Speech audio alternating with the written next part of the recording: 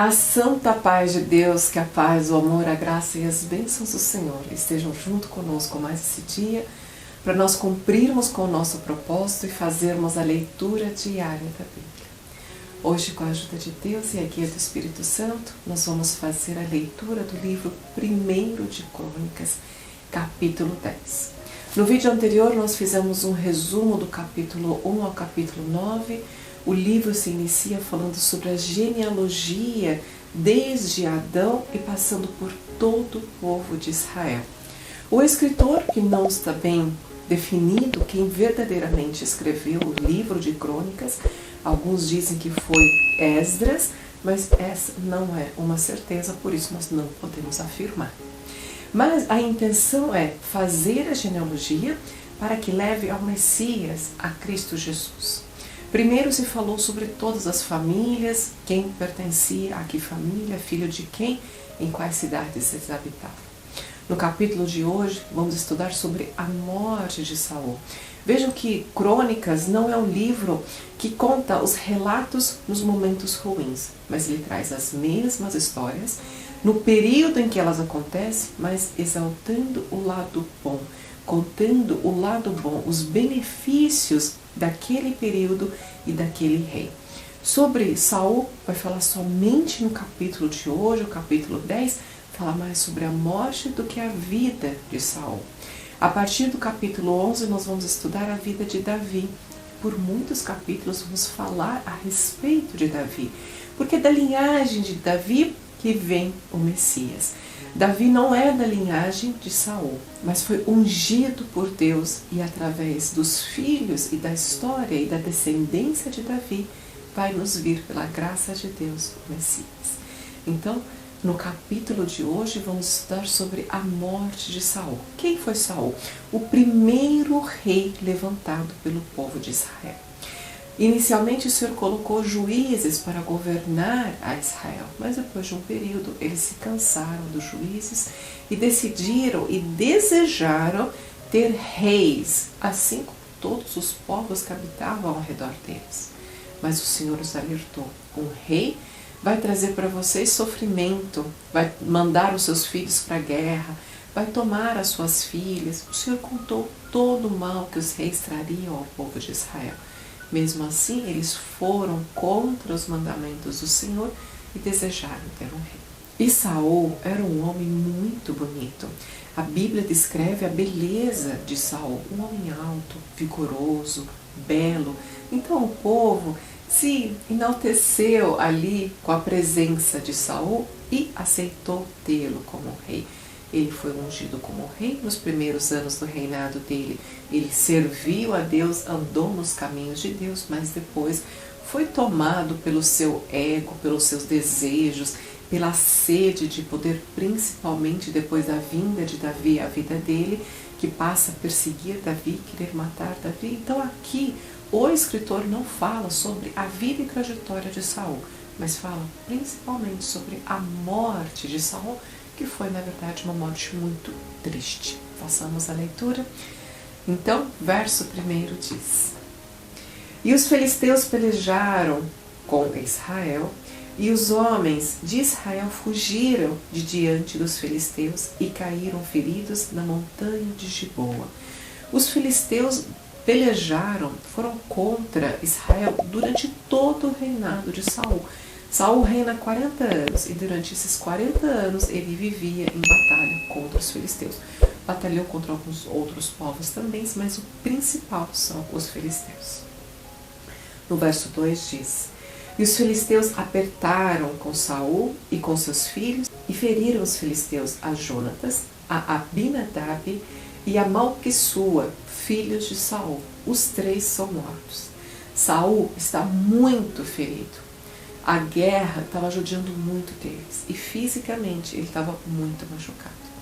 Então Saul pede para o escudeiro dele matá-lo, pegar a espada e terminar de matar, porque ele já estava muito machucado. E o escudeiro dele diz: longe de mim matar o ungido de Deus. Ele se recusa a matar a Saul. Então Saul pega a sua própria espada e se lança contra ela. E assim Saul morre. O escudeiro vem do seu rei morto, também faz a mesma coisa. Pega uma espada e se lança contra a espada, né? Se joga na espada e ali ele também morre.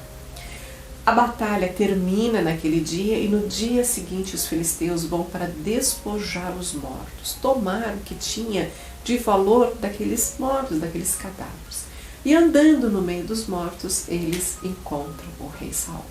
Então, eles pegam o rei Saul, decapitam ele, penduram o corpo dele no muro, a cabeça dele passa por todas as cidades dos filisteus como se fosse um troféu, um triunfo, mostrando o poder deles, que eles mataram o rei de Israel. Então o corpo dos filhos e o corpo de Saul é pendurado, é colocado ali para que todos passassem e vissem a humilhação de Israel. Pegam as armas do rei e ainda levam para a casa do deus deles, aqui chamado de Deus Dagon, aquele deus que é metade homem, metade peixe. E deixam ali como se fosse verdadeiramente uma conquista, uma vitória, o troféu, a medalha olímpica deles estava ali.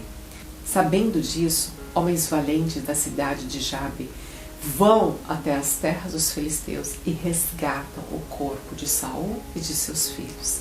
Aqui no verso 12 diz: então todos os homens valentes se levantaram e tomaram o corpo de Saul e o corpo de seus filhos e trouxeram a Jabes. E sepultaram seus ossos debaixo de um carvalho na cidade de Jabes e jejuaram durante 7 dias. Assim termina a vida do rei Saul. No verso 13 há uma explicação. Por que da morte dele ter sido dessa forma? Aqui diz: assim morreu Saul por causa da sua transgressão, com que transgrediu contra o Senhor, por causa da palavra do Senhor, que não havia guardado, e também porque buscou adivinhadores para a sua consulta. E eu vou deixar para você aqui nos cards o capítulo 31 do livro 1 de Samuel, onde fala sobre a batalha e a morte de Saul. Aqui no finalzinho fala que ele consultou adivinhadores, né, feiticeiros, necromantes, para que ele pudesse saber se ele deveria ir ou não à peleja contra os filisteus.